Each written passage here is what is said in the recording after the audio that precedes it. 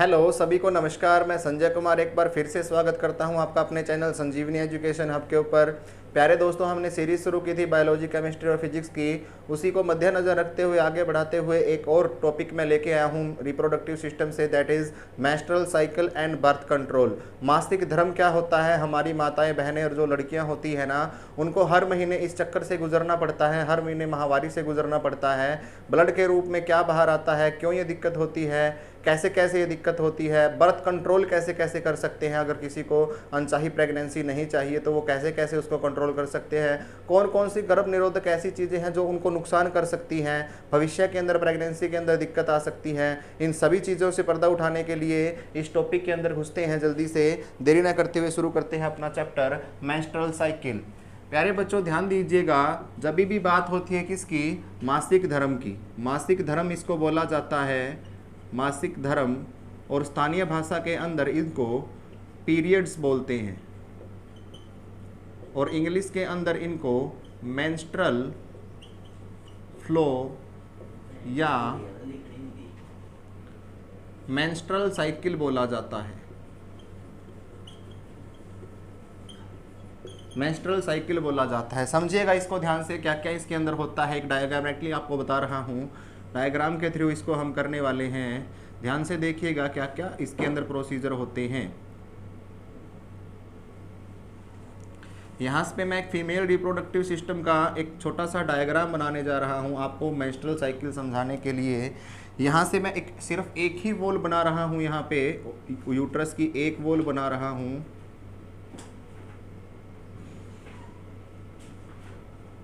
That is the endometrium wall, endometrium wall. प्यारे दोस्तों देखिएगा, यहाँ पे जब अंडे का निर्माण होना शुरू होता है तो निर्माण होने के परिपक्व होने के बाद ये कहाँ पे आ जाता है, फेलोपियन ट्यूब के अंदर आ जाता है। और यहाँ पे जब स्पर्म की एंट्री होती है ना, यहाँ पे जब क्या होगी, स्पर्म की एंट्री होगी, और स्पर्म क्या करेगा, इस एग को फर्टिलाइज कर देगा। इस एग को क्या कर देगा, यहाँ से फर्टिलाइज कर देगा। अब फर्टिलाइज होने के बाद ये एग क्या करेगा, यहाँ पे जाके क्या हो जाएगा, चिपक जाएगा। ये तो कंडीशन हो गई वो जब फर्टिलाइजेशन होगी, स्पर्म और ओवम की मीटिंग होगी। लेकिन अगर किसी वजह से स्पर्म और ओवम की मीटिंग नहीं हो पाती है तो यही एग जो अनफर्टिलाइज एग होगा ये क्या करेगा, अभी भी आके एंडोमेट्रियम की वाल के ऊपर चिपक जाएगा। आई बात समझ में? चिपकते ही ये क्या करेगी, इसको बाइंड अप कर लेगी, इस एग को क्या कर लेगी, बाइंड अप कर लेगी, इस एग को भी डिरप्चर कर देगी, इसको तोड़ देगी और खुद भी क्या हो जाएगी, टूट जाएगी। और एग और एंडोमेट्रियम वाल के टूटने से ये ब्लड के फॉर्म में क्या हो जाएगी, वेजिनल डिस्चार्ज के रूप में क्या हो जाता है, बाहर आना शुरू हो जाता है। और इसी को बोला जाता है मेंस्ट्रुअल साइकिल।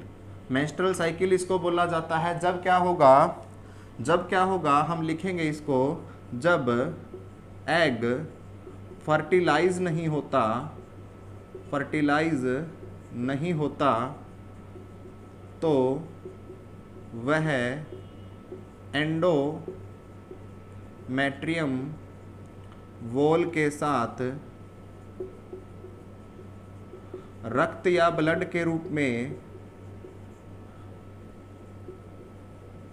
में बाहर आता है, और इसी को हम क्या बोलते हैं, मेंस्ट्रुअल साइकिल बोलते हैं। और प्यारे दोस्तों देखिएगा, ये जो प्रक्रिया होती है प्रत्येक 28 दिन के बाद रिपीट होती है, प्रत्येक 28 दिन के बाद इसको ये रिपीट होती है। अगर आपसे पूछे मेंस्ट्रुअल साइकिल का एक फंडा होता है, देखिएगा मेंस्ट्रुअल साइकिल का एक फंडा होता है कि किस दिन फर्टिलाइजेशन की जो अक्षमता होती है वो ज़्यादा होती है।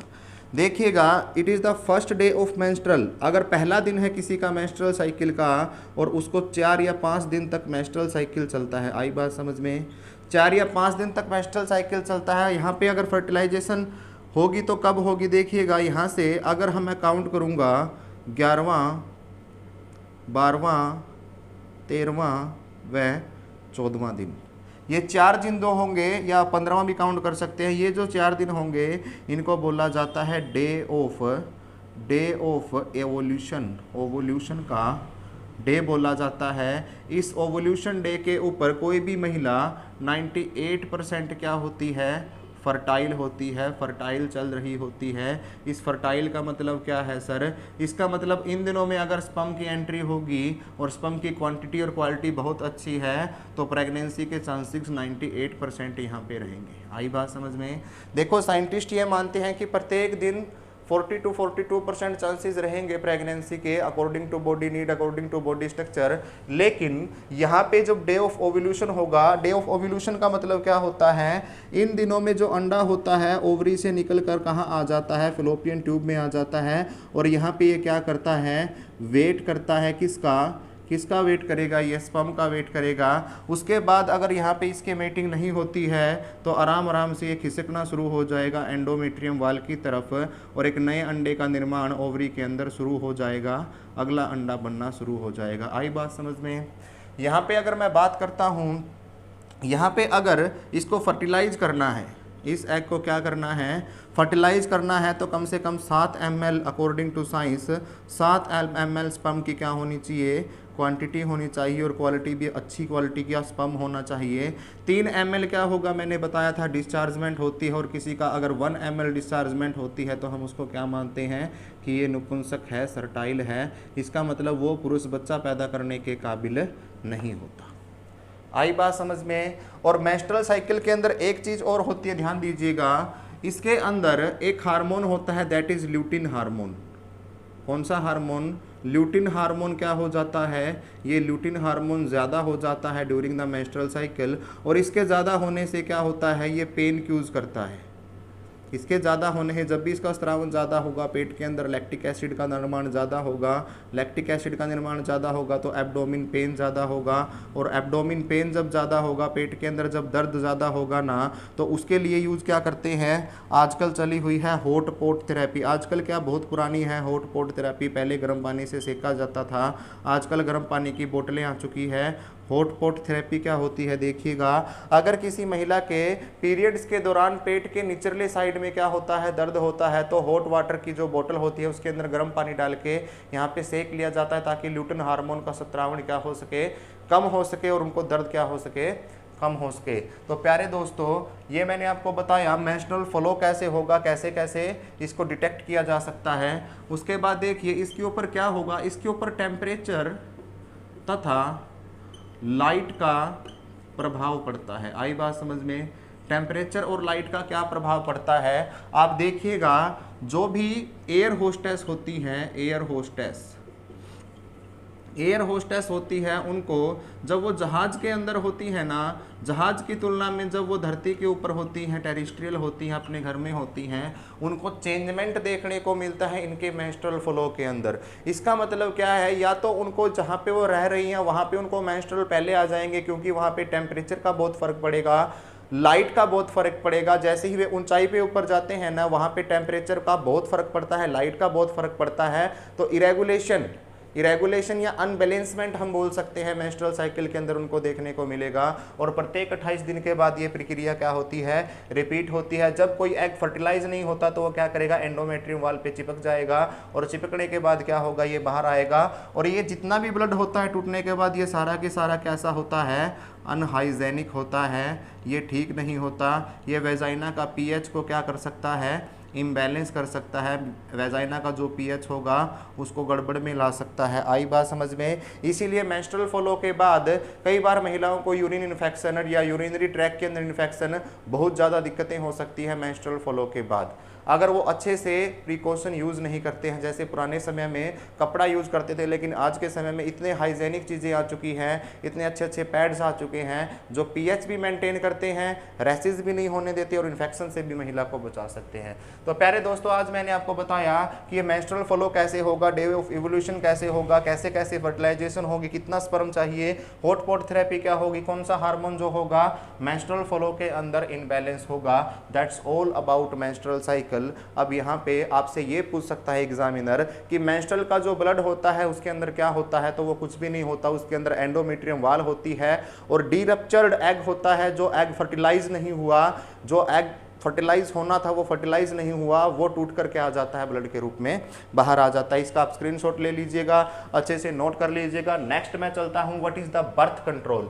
बर्थ कंट्रोल क्या होगा, क्रोमोसोमल एब्रीवेशन के बारे में भी आज जिक्र करेंगे क्या होता है। मैं इसको रब कर रहा हूं, देखिएगा एग्जामिनेशन पॉइंट ऑफ व्यू से, मेंस्ट्रुअल साइकिल से जो मेडिकल एग्जाम होते हैं वहाँ से तो बहुत ज़्यादा क्वेश्चन आते हैं। अगर कोई भी मेडिकल साइड का एग्जाम अगर दे रहा है तो वो आपसे बहुत ज़्यादा क्वेश्चन यहाँ से पूछ सकता है।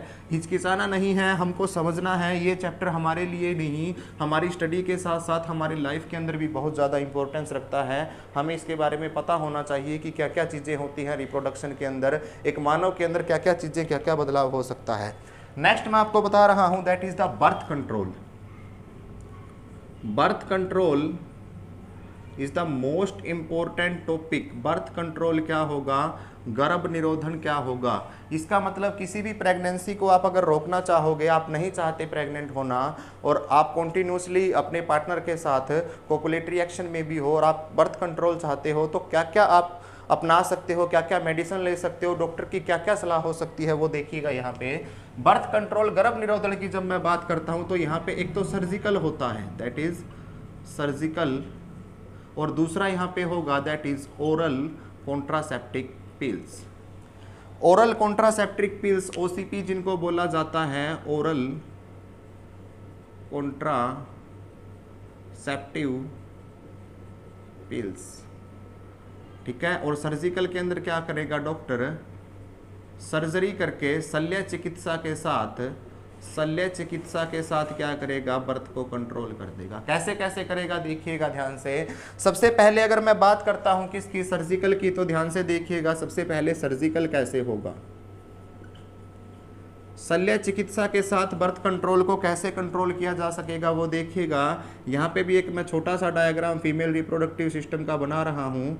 यहाँ से कैसे कैसे बर्थ कंट्रोल हो सकता है ये सारी चीज़ें हम देखेंगे। प्यारे दोस्तों, आपको पता है, अब आपको पता लग गया होगा कि एग यहाँ पे बनेगा और फर्टिलाइजेशन कहाँ पे होगी, यहाँ पे होगी। अगर एग यहाँ पे बन रहा है और तब ये जो फेलोपियन ट्यूब है यहाँ पे नहीं आएगा तो फर्टिलाइजेशन होगी या नहीं होगी, बिल्कुल भी नहीं होगी। अगर यहाँ पे एग बन रहा है और इस ट्यूब को मैं क्या कर देता हूँ, यहाँ से सील कर देता हूँ, दोनों साइड से सील कर देता हूँ, एग यहाँ पे बनेगा, एग बनेगा लेकिन वो फर्टिलाइज नहीं होगा। आई बात समझ में, एग तो बनेगा लेकिन वो क्या होगा, फर्टिलाइज नहीं होगा, और फर्टिलाइज नहीं होगा तो यहाँ पे प्रेगनेंसी भी नहीं होगी, प्रेगनेंसी कंसीव यहाँ पे गर्भधारण यहाँ पे नहीं होगा। और जब एग नहीं बनेगा, ये डीमैच्योर ही नहीं होगा, चिपकेगा नहीं, तो वहाँ पे मेंस्ट्रुअल साइकिल भी क्या रहेंगे, बंद रहेंगे। मेंस्ट्रुअल साइकिल भी क्या रहेंगे, बंद रहेंगे। आई बात समझ में।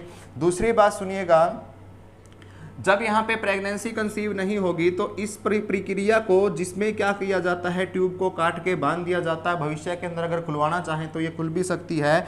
इसको क्या बोला जाता है, इसको बोला जाता है ट्यूबेक्टोमी। ट्यूबेक्टोमी इसको बोला जाता है। ट्यूबेक्टोमी क्या होता है, इसको बोला जाता है नलबंदी। इसका मतलब क्या होता है कि महिलाओं की ये जो नल होता है, ये जो ट्यूब होती है, इसको काट के क्या कर दिया जाता है, बंद कर दिया जाता है, ताकि कोई भी फर्टिलाइजेशन ना हो सके और अनचाही प्रेगनेंसी को यहाँ पे रोका जा सके। This is the surgical point of view. और सेकंड को तो मैं स्टार करके लिख रहा हूँ, that is the oral contraceptive pill. Oral contraceptive pills ये क्या होती हैं देखिएगा। ओरल कॉन्ट्रासेप्टिव पिल्स के बारे में बात करने के लिए आपसे मैं खुल के बात करता हूं इस टॉपिक पर। जितने भी ओरल कॉन्ट्रासेप्टिव पिल्स, इसका मतलब मुंह से खाने वाली जो दवाई होती हैं, जो अनचाहे व्रत को क्या कर देती हैं, कंट्रोल कर देती हैं, इनमें से कुछ जो बहुत ज़्यादा हानिकारक होती हैं और कुछ कम हानिकारक होती हैं। जैसे कि आप स्वास्थ्य केंद्र पे जाओगे, सामान्य अस्पताल के अंदर जाओगे, तो जितने भी स्वास्थ्य कर्मी या आशा वर्कर जो होती हैं, आपको माला डी या माला एम, माला डी या माला एम जो होती हैं, आजकल जो चली हुई है माला डी और माला एम, ये माला डी तो बहुत ही पुरानी है, माला डी और माला एम ये दोनों रेगुलर तरीके से आप ले सकते हो। रेगुलर कॉन्ट्रासेप्टिव पिल है, ये रेगुलर तरीके से इसको कंज्यूम किया जा सकता है। लेकिन मैं मानता हूं कि रेगुलर तरीके से भी कंज्यूम करने पर हार्मोनल चेंज इसके अंदर आते हैं, क्योंकि एग फर्टिलाइज होता है, उसको आप किसी न किसी तरीके से शरीर की सामान्य प्रक्रिया को हमारी बॉडी की सामान्य प्रक्रिया को हम किसी भी वजह से अगर रोक रहे हैं ना, किसी भी केमिकल तरीके से, सर्जिकल तरीके से रोक रहे हैं, तो कोई ना कोई हार्मोन वहां पे डिस्टर्ब होता ही होता है, क्योंकि सामान्य तरीके से काम अब नहीं हो रहा है। तो रेगुलर तरीके से अगर लेना चाह रहे हैं तो माला डी और माला एम ये बहुत कम नुकसानदायक होती है, इनका नुकसान आज तक इतना देखने को नहीं मिला है। लेकिन जिसको मैं पॉइजन बोलता हूँ, यहाँ पे पॉइजन भी लिख रहा हूँ, पॉइजन जिसको मैं बोलूंगा, जहर जिसको मैं बोलता हूं, जो सबसे ज्यादा नुकसान करती है, दैट इज अनवांटेड 72। अनवांटेड 72 जो पिल्स आती है 72 घंटे के अंदर प्रेगनेंसी रोकिए। उसके बाद जो कॉर्पस 30 आती है, कॉर्पस 30 आती है, उसके बाद जो कॉर्पस 90 आती है, ये सारी की सारी क्या हैं, ये सारी की सारी क्या होती हैं, ये नुकसानदायक होती हैं, बहुत ज़्यादा नुकसानदायक होती हैं। इतनी ज़्यादा नुकसानदायक कि कंज्यूम करने के 4 घंटे तो इनको डिजोल्व होने के लिए चाहिए। 4 घंटे के अंदर तो ये बॉडी के ब्लड के अंदर डिफ्यूज होती हैं। 4 घंटे से पहले अगर वोमिटिंग हो जाती है तो इनका असर कम हो जाएगा और रिस्क के चांसेस ज़्यादा हो जाएंगे। और दूसरा देखिएगा ये क्या करती है, यही क्या करती है, ये जो ओवरीज की वॉल होती है ना, जो वॉल होगी किसकी, गर्भाशय की जितनी भी वॉल होती हैं, पहली नहीं, ये पेरीमेट्रियम तक अपना असर छोड़ती है। पेरीमेट्रियम तो सबसे बाहर वाली लेयर होती है, इनको क्या कर देती है, इस पेरीमेट्रियम को ये गलाना शुरू कर देती है। और ज़्यादा कंजप्शन अगर इनका हो रहा है तो आगे भविष्य के अंदर उस लड़की को प्रेगनेंसी के अंदर बहुत ज़्यादा दिक्कत आ सकती है और वो अपनी माँ बनने की अक्षमता को भी खो सकती है। आई बात समझ में, माँ बनने की अक्षमता को भी खो सकती है, इतनी ज़्यादा गर्म होती हैं। तो कभी भी ऐसा मत कीजिएगा, कभी भी इन चीज़ों को कंज्यूम मत कीजिएगा। अगर अनचाही प्रेगनेंसी को आप रोकना चाहते हैं तो प्लीज़ गाइनो से कंसल्ट कीजिएगा। जैसे ही गाइनोकोलॉजिस्ट आपको सजेस्ट करे उसी तरीके से आप दवाई लीजिएगा। और एक आती है यहाँ पे, एक और ओरल कॉन्ट्रासेप्टिक पिल्स आती है, that is the medical termination of pregnancy.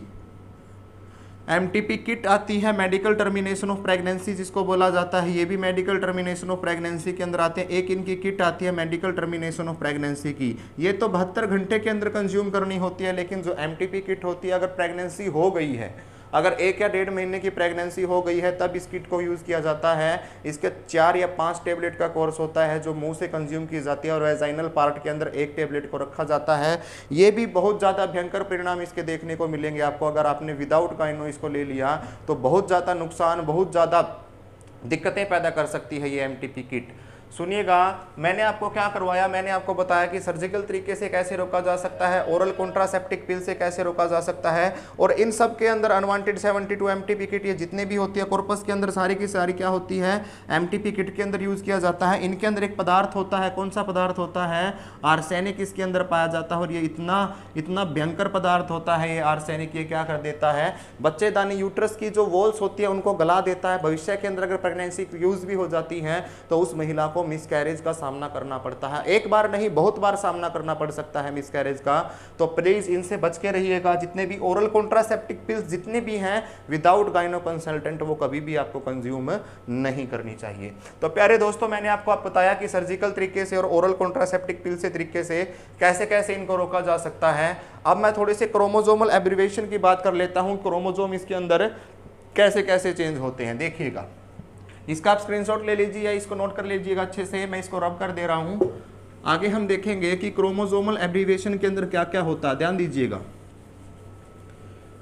अगर मैं क्रोमोसोम की बात करूं तो इसको बहुत अच्छे से मैं क्रोमोसोमल एब्रिवेशन के अंदर करवाऊंगा। लेकिन यहाँ पे थोड़ी सी बात ध्यान देने की बात क्या है देखिएगा, थोड़ी सी ध्यान देने की बात क्या है यहाँ पे, ये बात ये है कि जैसे ही एक ह्यूमन होता है, एक मेल होता है ना, मेल के अंदर कुछ गुणसूत्र पाए जाते हैं। क्या पाए जाते हैं, कुछ गुणसूत्र पाए जाते हैं जिनको क्या बोला जाता है, क्रोमोसोम बोला जाता है, गुणसूत्र। फीमेल के अंदर भी क्या पाए जाते हैं, यही गुणसूत्र या क्रोमोसोम पाए जाते हैं। अगर मैं मेल की बात करूं इसके अंदर भी कितने होते हैं, 46 होते हैं। अगर मैं फीमेल की बात करूं इसके अंदर भी कितने होते हैं, 46। लेकिन अगर मैं पेयर की बात करूं तो 23 पेयर्स किसके अंदर होते हैं, 23 जोड़ियां तो किसके अंदर होगी, मेल के अंदर, और 23 जोड़ियां ही किसके अंदर होगी, फीमेल के अंदर। इसके अंदर जो 22 जोड़ी होती है उनको क्या बोला जाता है, ऑटोजोम बोला जाता है। इनके रिलेटेड भी कोई ना कोई बीमारी हो जाती है। 22 के 22 इसके अंदर भी क्या होंगे, ऑटोजोम होंगे। लेकिन इनके अंदर जो 23वीं जोड़ी होती है ना, जो 23वीं जोड़ी होती है उनको क्या बोला जाता है? सेक्स क्रोमोसोम बोला जाता है, सेक्स क्रोमोसोम। 23वीं जोड़ी को क्या बोला जाएगा? सेक्स क्रोमोसोम बोला जाएगा। और वो एक लड़के के अंदर कौन सी होती है? मेल के अंदर XY होते हैं और फीमेल के अंदर क्या होते हैं? XX होते हैं। मैंने कल भी बताया था प्रीवियस लेक्चर के अंदर, अगर ये X इस X से जुड़ जाता है तो यहाँ पे XX एक लड़की बनेगी, और ये अगर Y X से जुड़ जाता है तो XY क्या बनेगा? लड़का बनेगा। ऐसे हम सेक्स डिटर्मिनेशन की रेशियो कर सकते हैं। किसके अकॉर्डिंग? मेल के अकॉर्डिंग। सेक्स डिटर्मिनेशन किसके ऊपर डिपेंड रहेगा? मेल के ऊपर डिपेंड रहेगा। लेकिन कई बार क्या हो जाती है? ट्राइसोमी हो जाती है। ट्राइसोमी का मतलब क्या होता है? यहाँ पे XX जुड़ के एक Y जुड़ जाता है, XX जुड़ के क्या जुड़ जाता है? एक Y जुड़ जाता है, या XYX जुड़ जाता है, ऐसे जुड़ जाता है। तो यहाँ पे क्या हो जाती है? ट्राइसोमी हो जाती है। ट्राइसोमी, इसको क्या बोला जाता है? ट्राइसोमी बोला जाता है। और ऐसे जो भी होंगे, ऐसे जितने भी व्यक्ति होंगे वो क्या होते हैं? सर्टाइल होते हैं। इनके अंदर बच्चा पैदा करने की क्षमता या तो बहुत ज़्यादा कम होंगी या होंगी ही नहीं, क्योंकि अगर ये लड़की है तो इसके अंदर करैक्टर कैसे आ जाएंगे लड़के के? वो लड़की तो होगी लेकिन उसकी आवाज़ कैसी होगी? मोटी होगी। उसके अंदर ओवोल्यूशन जो होगा वो नहीं होगा। एग फॉर्मेशन होगा या तो नहीं होगा या बहुत लेट होगा। उसके दाढ़ी मुँह छाना शुरू हो जाएंगी। उस लड़की के दाढ़ी और मुँह छाना शुरू हो जाती हैं ऐसी लड़की के।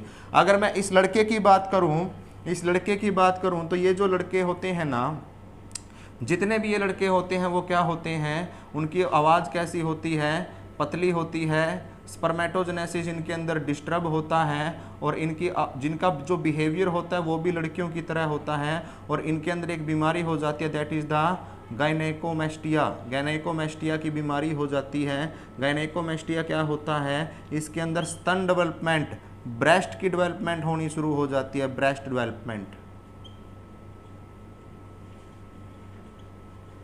आई बात समझ में? और अगर इसके अंदर कभी भी ऐसा हो जाता है ना, मोस्टली जितने भी ट्रांसजेंडर होते हैं, ट्रांसजेंडर जिसको हम बोलते हैं, उनके अंदर भी क्या होती है? किसी न किसी तरीके से क्या होते हैं? ट्राइसोमी होती है। कोई ना कोई क्रोमोसोमल एब्रीवेशन उनके अंदर होती ही होती है। तो प्यारे दोस्तों, मैंने आपको क्रोमोसोम के बारे में भी बता दिया।